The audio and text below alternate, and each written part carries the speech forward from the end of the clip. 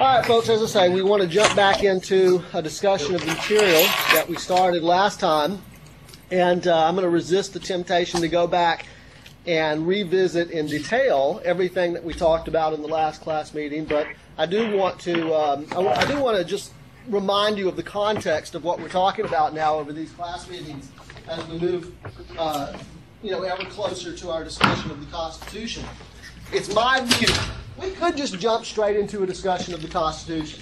I suspect that some of my colleagues may operate that way, like right out of the gate, as soon as the semester begins, talking about the Constitution. Or maybe by week 2, they're talking about the Constitution. Certainly most introductory textbooks, like the textbook that we're using for this course, generally it's a very common pattern in these textbooks that Chapter 2 is the chapter on the Constitution. The way that I like to teach the course, though, it takes us a little while to get to a discussion of the Constitution because I like to lay a lot of groundwork. I think it's very important for us to understand the mentality of the framers of our Constitution. I think it's very difficult for us to understand the system of government that they created in the late 18th century unless we understand a little bit about how they looked at the world, how they thought of human beings, how they thought of why human beings live in social arrangements, and why do we have government, and how much authority should government have. I really wish it's not the kind of thing that many people do very often. In fact, we lost somebody, didn't we? Who did we lose? We lost Fort Bend Technical Center, I think. Well, hopefully they'll pop back in here in just a couple minutes. My guess is that very few of you, if any, have ever really devoted any time or energy to thinking about the kinds of things that we're talking about in class. And that's okay. One of the reasons maybe that we have you take introductory classes is to have you begin to start to think about these kinds of things. But it might be challenging. If you've never thought about these kinds of things before, it may be challenging. So, challenge yourself to, make some sense out of the stuff that we're talking about as we go through the class meetings here over the next couple of, week or so. Consider that many Americans today are very frustrated about the performance of their government. I mean, you hear that all the time. People just think, that government doesn't work very well, and what's wrong with the people that we elect? We send them to Washington as members of Congress, members of the United States House or Senate. We elect a president, and they just don't seem to get anything done. What, do they not want to, do they not want to do their jobs well, or what's the issue? And I just ask you to consider that, are American politicians any different than politicians anywhere else in any other political system? Is there something unique about American politicians? Are they different than politicians in Britain? Are they different than politicians in Germany? Are they different than politicians in Japan? Are they different from politicians in any other country? By the way, my answer to that question would be if somebody asked me, nobody asked me, but if somebody asked me, I would say no, they're not any different. Politicians are politicians regardless of which country, which political system we're talking about. But here's something, I'll even take that a step further, and this one may surprise you even more. If that one surprised you at all, this one will surprise you even more. I don't think politicians are any different than any of the rest of us. They're human beings, and they have, we were talking last time about, my view is that human beings are rational creatures, right? That they, most human behavior can be accurately described as rational. Well, politicians are human beings, so that must mean that their behavior is largely rational as well. Now, we didn't go into a lot of long-winded discussion about what all the implications of rational behavior are. One of the implications of rational behavior is that human beings respond to incentives, and certainly politicians respond to certain incentives. My point to you, again, I don't want to digress too much because I want to move forward, okay? My point to you is that it's really very, very difficult for us to truly understand the system of government that the framers created in the late 18th century unless we understand some of the things that they assumed about human behavior, about human nature, more generally human nature, about society, and about government. Okay, so that's the point of investing this time and talking about, a little bit, to some extent, about these philosophical ideals. Well, we began by talking about the Age of Enlightenment. We said it is a period of Western history that runs from the late 1600s to the early 1800s. And so we're talking mainly about the 1700s, right? The 18th century. Okay? But we said that the Age of Enlightenment is more than just some dates. It's more than just a period of history as defined by a set of parameter dates, beginning and ending. It is a scientific and philosophical movement. It's an intellectual movement, okay, that is characterized by these two things. You'll recall we said that the first thing that characterizes Enlightenment thinking is the questioning of traditional doctrines, teachings, and values.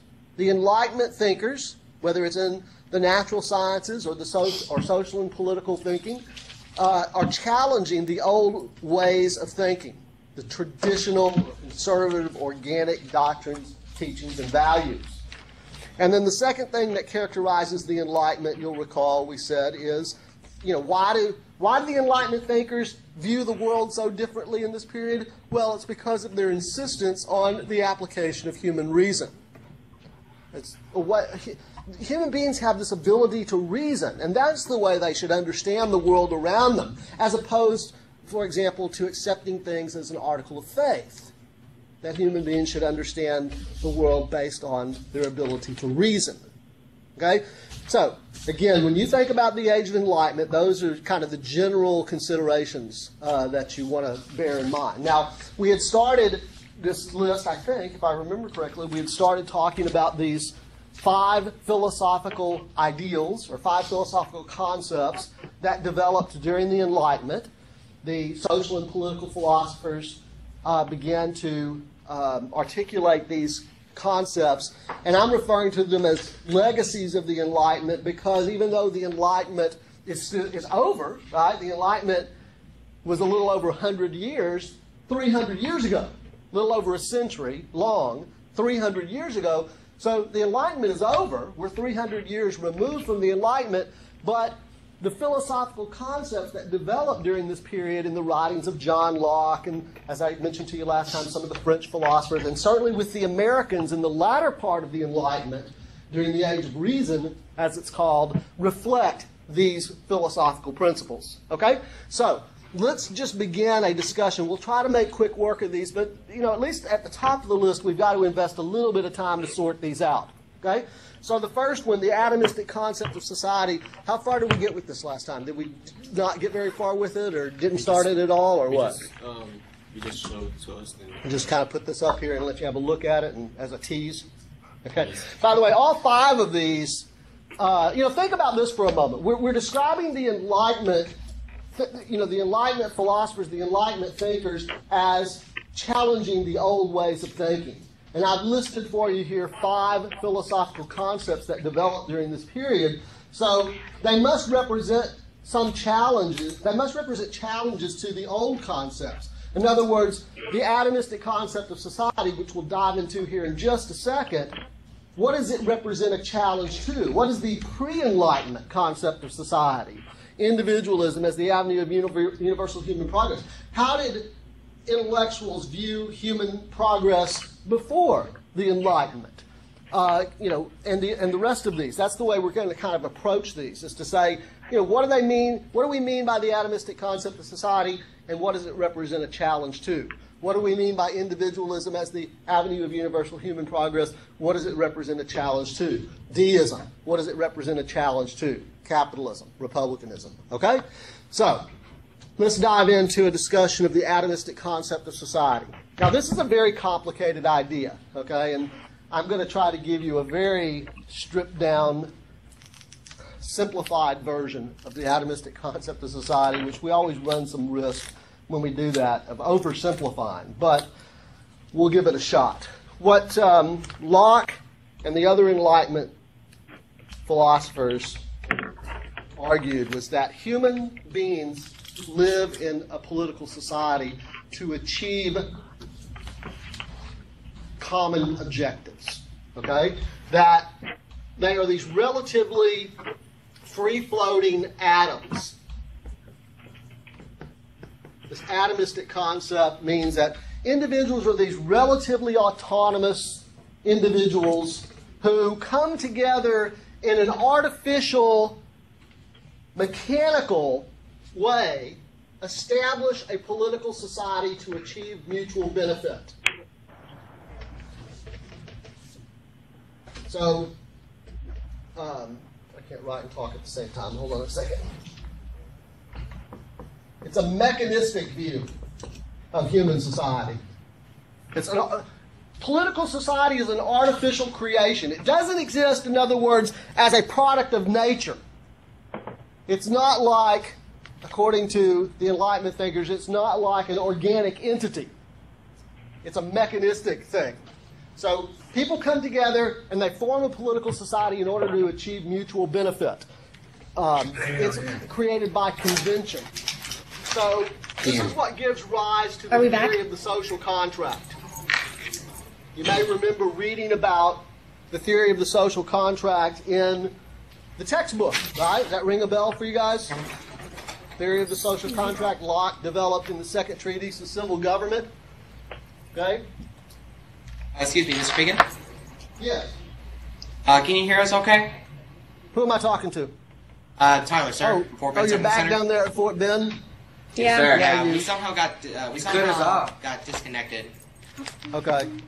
Yeah, just go ahead and adjust that camera if you can, and just try to get back up to speed. If you have any questions about about what we talked about while you were out, you can contact me. Okay, but I think you should be able to get back up to speed. Okay. Okay. So the atomistic concept of society, let's approach it this way. If this is the Enlightenment concept, how did pre-Enlightenment philosophers view human society? Well, it represents a direct challenge to the old organic concept of society. The organic concept of society dominated Western thinking going all the way back at least to the ancient Greeks. Okay? So for 2,500 years, the organic concept of society, over 2 millennia, about 2,000, 2,300, 2,400 years, something like that, this was the predominant way of thinking about human society.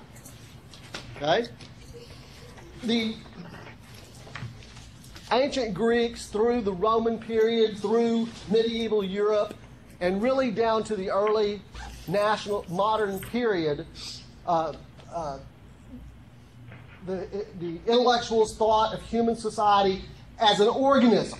It is a living, breathing organism. It is a product of nature. Okay? Just like a tree is a product of nature, or a horse is a product of nature, or a giraffe is a product of nature, and they are organisms, they're living organisms, so is political society a product of nature. Now, if you're thinking to yourself, that's preposterous, that sounds ridiculous, how could anybody, I don't care if it was 2,000 years ago or not, how could anybody believe that political society is a living, breathing organism? Let me ask you to consider, I'm going to share with you some passages from one of the classics in Western political philosophy. Hopefully, some of you will have an opportunity on your own. You'll take a course somewhere along the way in your college education, maybe a philosophy course, and you'll have an opportunity to read some of Aristotle's work. Maybe the Politics is among the readings that you'll be assigned. I've provided here a few passages from Aristotle's Politics.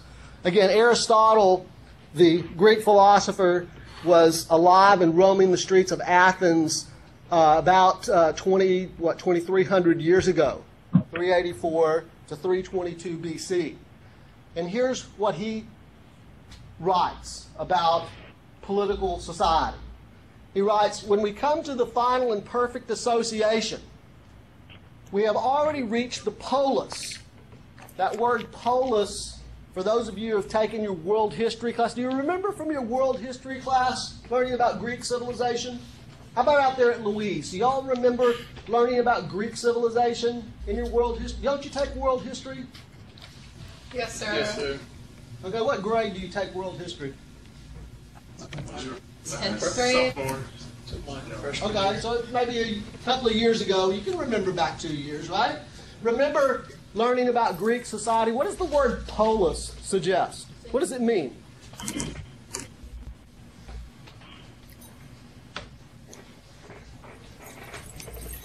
How about there at Rice? You guys have to take world history too, right? Sure. Anybody remember encountering the word polis? You guys could tilt your camera now up just a little bit because we're cutting off the people right at the back of there we go. Perfect. Okay. How about those of you at Fort Bend Technical Center? If you remember from your world history class in high school, or maybe if you've taken a Western civilization class in college. Yeah. No, there's certainly a connection between those words, but the word polis, some of you, you may remember that the Greeks lived in city-state arrangements, right? So they were Athenians, or they were Delphites, or they were Carthaginians, or Spartans, right? They lived in. We didn't have nation states back in ancient Greece. There weren't nation states like we have today. The United States is a nation state. Great Britain is a nation state. France is a nation state. Israel is a nation state. Venezuela is a nation state. Japan is a nation state. The world today, that's the arrangement we have. We have these nation states, right? But in the ancient period, when Greek civilization was, the center of Western civilization, they lived in these city-state arrangements, okay? And the word polis is the word that's used to denote those city-states. But my point is that even if the Greeks had lived in nation-state arrangements, if you didn't have these city-state arrangements, they still would have had the concept of polis, because what they really meant by that word polis was the political community, the political association. All right? So again, Aristotle writes, when we come to that final and perfect association, we have already reached the political community, an association which may be said to have reached the height of full self-sufficiency.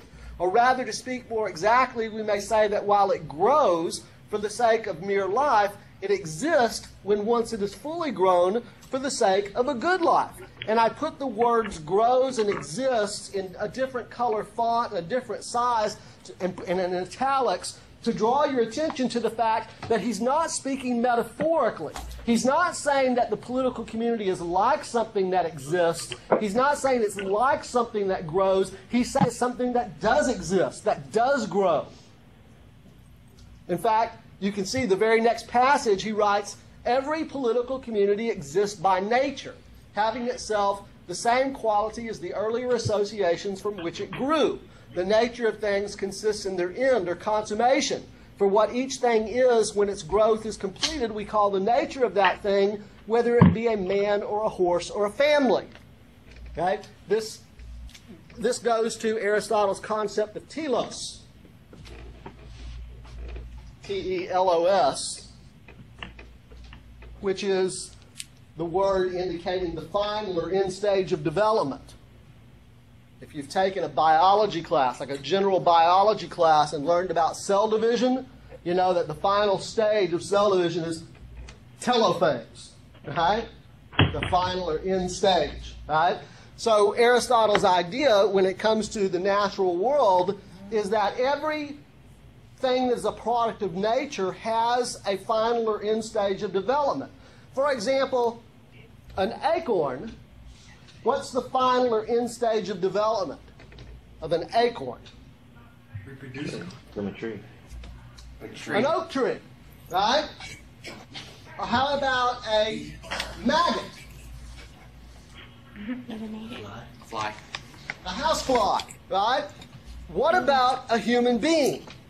What is the final or end stage of development? Obviously, that's what he's really interested in, right? He's saying that the final or end stage of development is to be a member of a political community and to contribute to the betterment of that community.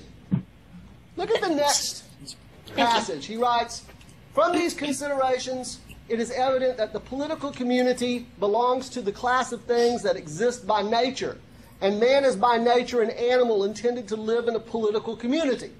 Aristotle famously is quoted as saying that man is a political animal. He who is without a political community by reason of his own nature and not of some accident, is either a poor sort of being or a being higher than man.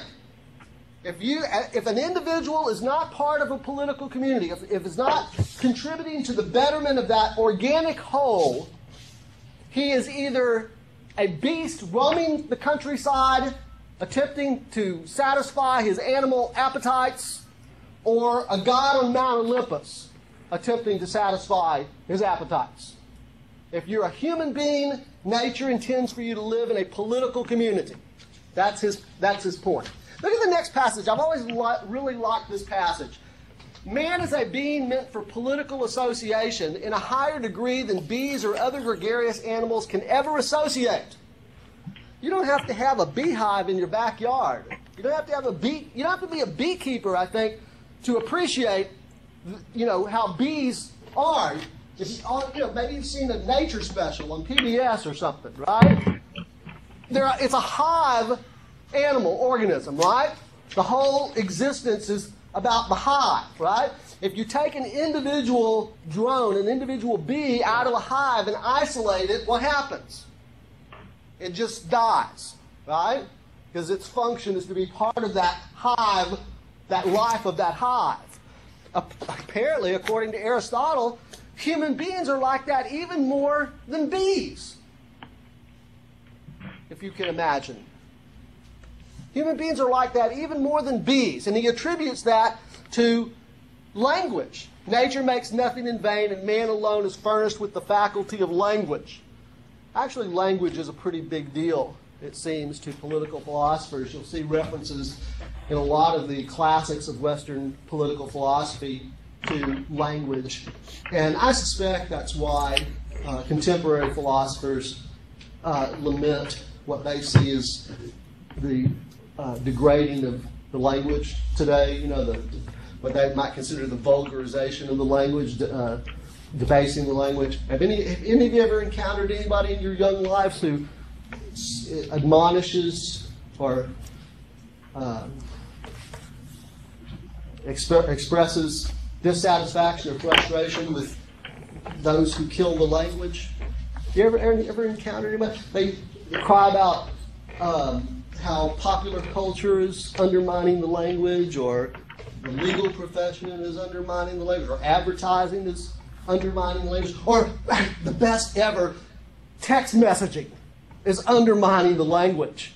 You've never encountered anybody in your academic lives, maybe an English professor or something, that gives you a mouthful about a stern lecture about the debasing of the language? Well, if you stay with it long enough, you'll probably encounter somebody. I actually am among them. I think it's lamentable what is happening to our language, but I won't digress anymore on that point. Again, Aristotle and other political philosophers seem to have some idea that language is very important. Maybe it's because they believe it's what makes civilization possible. That if human beings are different than the other animal organisms, maybe it's attributable to their more highly evolved capability for language. So when people butcher the language, they get upset. Though the individual and the family are prior in the order of time, the political community is prior in the order of nature to the family and the individual. He's conceding that in the chronology of time, that the individual and the family come first, and then the political community. But he says in the order of nature, the political community comes first. The reason for this is that the whole is necessarily prior in nature to the part. If the whole body be destroyed, there will not be a foot or a hand, except in that ambiguous sense in which one uses the same word to indicate a different thing. All things derive their essential character from their function and their capacity, and it follows that if they are no longer fit to discharge their function, we ought not to say that they are still the same things, but only that by an ambiguity they still have the same names. What in the world? What's he talking about? With all this fancy language. All the fancy pants language. Look, if June comes in here every Wednesday at 1 o'clock, or every Monday, Wednesday, Friday, I should say, at 1 o'clock, and sits in that chair ready to participate in the American government class session that we're about to have. Okay? He comes in this Wednesday and he sits on his chair as he always does, but this time it breaks into several pieces underneath his weight, and so that he ends up sitting on his bottom on the floor. Right? And Angelina turns around and very casually says, June, your chair broke. And he says, really? You think? Don't bother reaching out and giving me a hand and helping me up. Right? Aristotle, who is on his way downstairs to the testing center to pick up an exam that a student left, pops his head in the door and says, it's not a chair. Oh, you can call it a chair if you want to, but if it's not fit to perform the function of a chair, it's not really a chair at all. You see, a chair has a function. It is to support June's weight while he sits in class at the table, to take notes or to listen intently over the next hour, right? So you can call it a chair if you want to. You really probably ought to call it something else, like a pile of garbage. It's not really a chair at all. Does that help? Or a broken chair. Still not convinced, are you? Okay, how about this? Abby. Wave at us, Abby, so everybody knows who you are. Abigail Poffenbarger, wave at us. Can I see her way back there at the back of the classroom in Louise High School? After she's done at school today, her parents have instructed her to run some errands. One of those errands includes going to the post office. So they have a post office, I'm sure they must have a post office in Louise, Texas, right? Yes, sir. Yes, sir. You know where that is, right? So she goes with this stack of envelopes that she's supposed to mail and maybe some stuff she's supposed to check the P.O. box or something like that. And she's thinking about these other things that she's supposed to do and the deadlines and so on that she has. So she's kind of distracted. But she is shocked out of her distracted stupor by the sight of a severed hand lying on the ground. And she screams, ah, my God, oh God, there's somebody, look, there's a hand on the ground. Aristotle pops up from behind from the mailbox and says, it's not a hand. You can call it a hand if you want to, but it's really not a hand at all. You see, a hand has a function. In fact, it has many functions, right? Okay? It can take one of these things here and write atomistic on the board. Artificial, mechanistic, social contract. You can have written language, right? Or you can fashion tools and build things. Or you can hold a weapon and kill your enemy, right? This marvel of evolutionary biology, okay? The human hand with its opposable thumb, which apparently has allowed the human species, primates generally, but the human species particularly, to reach the apex of the animal kingdom, okay? Has a function, at least one function, but multiple functions. And if it's not fit to discharge that function, according to Aristotle, it's really not a hand at all. Okay? You can call it a hand, but it's really not a hand. Now look, Aristotle, what's he really talking about here? He's talking about the function of a human being. Right? He says, the whole is prior to the part in the sense that the part presupposes it. The idea of the whole must first be there before the part can be understood, and the whole itself must first be there before the part can have or exercise a function. We see that the political community exists by nature and that it is prior to the individual. The proof of both propositions is the fact that the political community is a whole and that individuals are simply its parts, not being self-sufficient when they are isolated. All individuals are so many parts, all equally depending on the whole, which alone can bring about self-sufficiency. The man who is isolated, who is unable to share in the benefits of political association, who has no needs to share because he is already self-sufficient, is no part of the political community and therefore must be either a beast or a god. So the function of a human being is to live in a political community and to contribute to the betterment of that community. Man is thus intended by nature to be part of a political whole, and there is therefore an imminent impulse in all men towards an association of this order. Man, when perfected, is the best of all animals, but if he be isolated, in other words, without a political community, he is the worst of all, and that is why, if he be without a political community, he is a most unholy and savage being, and worse than all others in the indulgence of lust and gluttony. Justice belongs to the political community, for justice is an ordering of the political association. Okay. So again, a few passages for you to consider from Aristotle. Okay? Now, if we think about the implications of this organic concept of society, which goes all the way back to Aristotle, the Greeks more generally, okay, there is clearly a collectivist orientation. Right? Doesn't he say that all individuals are merely parts of a whole? Right? All equally depending on the whole? Right? That is a notion that the Enlightenment philosophers generally, and the Americans in particular in the latter part of the 1800s, reject wholeheartedly. And Americans today continue to reject wholeheartedly. One of your classmates, a couple of your classmates, and I were visiting after a recent class session. I had made a comment in class about what, I said something like, Americans don't like socialism. That the label socialism, the label socialist makes Americans sort of recoil and, almost sort of a knee-jerk reaction. So that any politician who describes himself or herself as a socialist isn't likely to get many votes, isn't likely to get much support. Well, a couple of students hung around after class and asked why. Why do Americans have such a negative view of socialism? What is it about?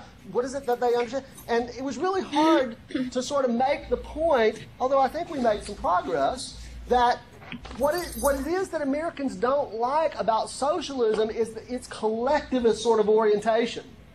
We are a society that is premised on the idea that the individual comes first, right? The rights and liberties of the individual comes first, and the whole notion of a collectivist society is really unappealing to us. The last thing we want to do is be part of a cog in a wheel. And it almost kind of sounds like, reading those passages from Aristotle, it almost kind of sounds that way, right? All individuals only parts of a whole, all equally depending on the whole for their existence and so on, right? So that's really a notion that the Enlightenment philosophers, it's important for them to challenge. Now let me share with you what I mean by that, and I'll try to make quicker work of this than I did of Aristotle. Here are a few passages from one of the classics of the period, of the Enlightenment period. This is from John Locke's Second Treatise of Civil Government. There you see Locke, a drawing of Locke there on the left. He was alive in the second half of the 17th century. Wrote the Second Treatise of Civil Government in the 1680s. These passages, unfortunately, are not translated into contemporary American English as the passages were from Aristotle's Politics. We weren't reading the original Greek, right? We were translation into contemporary American English. These passages here, though, are actually from the 17th century English as written by Locke. So you have to struggle a little bit. You have to press a little bit harder here to make sense out of what Locke is saying. Okay? Man being born with a title to perfect freedom and an uncontrolled enjoyment of all the rights and privileges of the laws of nature equally with any other man, hath by nature a power not only to preserve his property, his life, liberty, and estate against the attempts and injuries of other men, but to judge of and punish the breaches of that law in others. Oh, we jumped ahead, didn't we? Bear with just a second. Here's where I wanted to start. Next part. Let's begin again. God having made man such a creature that in his own judgment it was not good for him to be alone, put him under strong obligations of necessity, convenience, and inclination to drive him into society. Hey, look, Locke, you can tell, just that first sentence, Locke starts from a completely different perspective, right? This idea that political society is a product of nature, that society is an organic thing, is completely rejected by Locke. He says that people enter into society out of necessity, out of convenience and inclination, right? That is what I was trying to suggest to you here, right? It's an artificial arrangement. It's a mechanical arrangement. It's not something that exists by nature. Human beings decide to live with one another in these social arrangements in order to achieve some mutual benefit. And look at the next little clause there. He writes, as well as with understanding and language to continue and enjoy it. Isn't that interesting? That Locke also seems to think that language is a real key.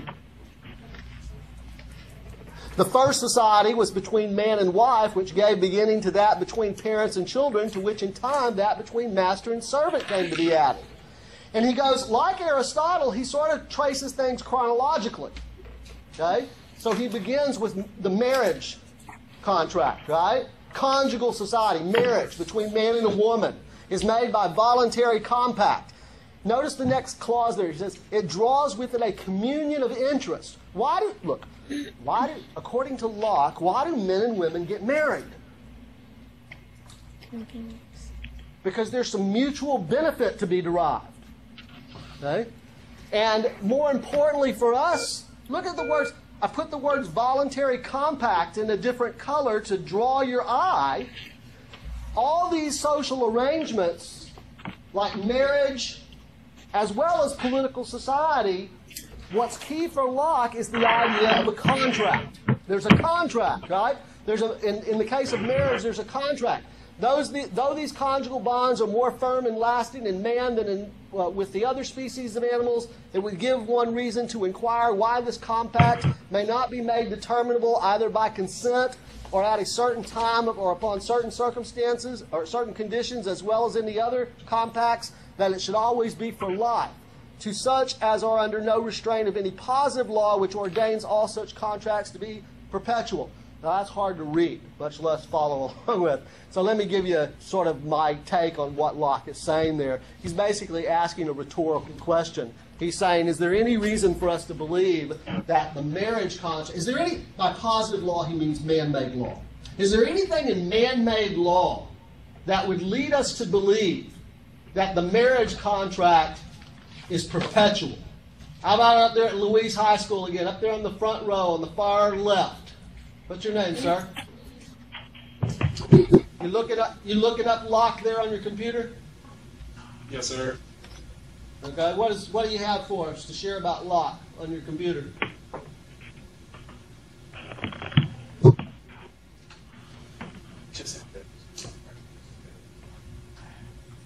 What do you think he means by that? He's talking about marriage contracts, and he's asking you a question. You're the reader. Okay? I'm here to help you along with it. Okay? He's asking a question. Is there anything in man-made law that would lead us to conclude that once two people get married, that they're married forever, in perpetuity? Or are there certain circumstances, or are there certain conditions under which the marriage contract can be dissolved? What do you think the answer to that is? What do you think Locke would say the answer to that is? It's like any other contract. Let's say you invite somebody to come into your home to do some work. Okay? You're going to add a room onto your house. And you have this guy come in and you sit across the table and you tell this guy what work you want done, what kind of you'd like the new room to look like. He draws up some plans, or she draws up some plans and gives you an estimate of the costs. And then you shake hands and say, get to work. Or maybe you actually have a written contract. Okay? At any rate, somewhere along the way, you decide that this guy's not doing the work according to specifications. and you decide you're not going to pay him anymore? Or do you have a right not to pay him anymore? Is the contract perpetual, or can you dissolve the contract? You can dissolve the contract. That's the way contracts are. That's exactly what Locke is saying. That includes marriage contracts. Right? If one person or the other, if you want, is this a justification for divorce? I don't know. I mean, I don't think Locke would have ever imagined more than half of marriages ending in divorce, but I think, an argument can be made that he is at least entertaining the possibility that this contract, like any other contract, can be dissolved under certain conditions. Now, what is he really interested in here? Well, let's continue. Master and servant are names as old as history, but given to those of far different condition. For a free man makes himself a servant to another by selling him for a certain time the service he undertakes to do in exchange for wages he is to receive. And though this commonly puts him into the family of his master and under the ordinary discipline thereof, yet it gives the master but a temporary power over him, and no greater than what is contained in the contract between them. He's not talking about, he's using terms like master and servant, but he's not talking about slavery. He's talking about an arrangement that was very common in the 16th century called indentured servitude, where a person maybe who was in debt would indenture themselves to a wealthy family and work off the debt. Okay? We don't have that, or we don't have slavery anymore. We don't even have indentured servitude anymore, at least not legally. But I think that the general notion that Locke is laying out here would apply to any sort of employment arrangement, right? How many of you have a job? Okay? Is there a contract between you and your employer? Out there at Fort Bend Technical Center, who has a job? Okay? Is there a contract there? Yeah. What's the contract?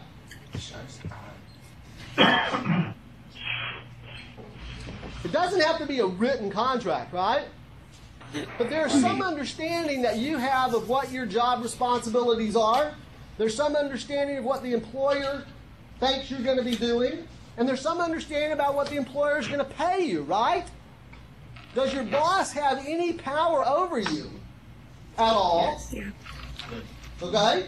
Are there any limits to the power that your boss has over you? Yes. So while you're on the job, he can tell you that you can't talk on your cell phone or you can't do social media while you're at work, right?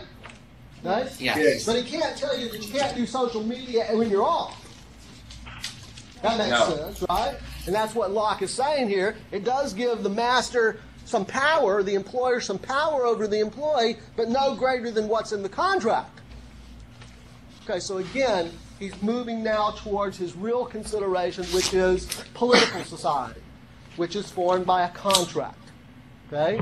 Man being born with title to perfect freedom and an uncontrolled enjoyment of all the rights and privileges of the laws of nature, equally with any other man, hath by nature a power not only to preserve his property, his life, liberty, and estate against the attempts and injuries of other men, but to judge of and punish the breaches of that law in others. There and there only is political society, where every one of the members hath quitteth his natural power, resigned it up to the hands of the community. The community comes to be umpired by settled standing rules, indifferent in the same to all parties, by men having authority from the community for the execution of those rules. Punishes those offenses which any member hath committed against the society with such penalties as the law has established. Human beings form a political, individuals form a in a state of nature, you have certain rights. Okay? You have a right of life, liberty, and property. But your rights are in some jeopardy. They're at risk at the hands of other people who don't necessarily respect your rights of life, liberty, and property. Okay? So we form a political community for the purposes of protecting your rights of life, liberty, and property. You have to give up some freedom, but what do you get in exchange for that freedom? You get protection of your rights. Okay? If somebody does violate your rights, he's saying you don't have a right. You can't go out and exact your own vengeance, your own justice. That now becomes the role of the political community. So if somebody violates... The conference is about to end. It's actually a violation against society. And therefore society takes up that application of justice. All right? All right, he finishes, and thus every man by consenting with others to make one body politic under one government puts himself under an obligation to every one of that society, but such a consent is next to impossible ever to be had. Thus that which begins and actually constitutes any political society is nothing but the consent of any number of freemen capable of a majority to unite and incorporate into such a society, and this is that and that only which did or could give beginning to any lawful government. The beginning of politic society depends on the consent of the individuals. It's not a product of nature. It depends on the consent of the individuals to join and make one society who, when they were thus incorporated, might set up what form of government they saw fit. So political society and government is an artificial construct. Okay? I just can't say that any more simply. It's an artificial creation. It's not a creation of nature. Okay? Now, here's the implication. Here's what's important for the Americans in the late 18th century. Essentially, you know what the Americans are arguing in the Declaration of Independence? That there was this contract. There was this contract between the colonists and the king. And the king broke the contract. And they're no longer obligated, therefore, since the king broke the contract, they're no longer obligated to be loyal subjects of the crown. They can't make that jump. They can't make that step. They can't take that step unless Locke and the other Enlightenment philosophers first challenge this whole idea that society is a living, breathing organism. Can you imagine the implications if that had never been challenged? If the British Empire is a living, breathing organism and the Americans decide to declare their independence and go their own way, that would be like going into a living organism and taking out some vital organ and setting it aside and expecting either the organ or the organism to survive. That must be what it was like, right? So the Americans have to have this intellectual justification for what they're doing.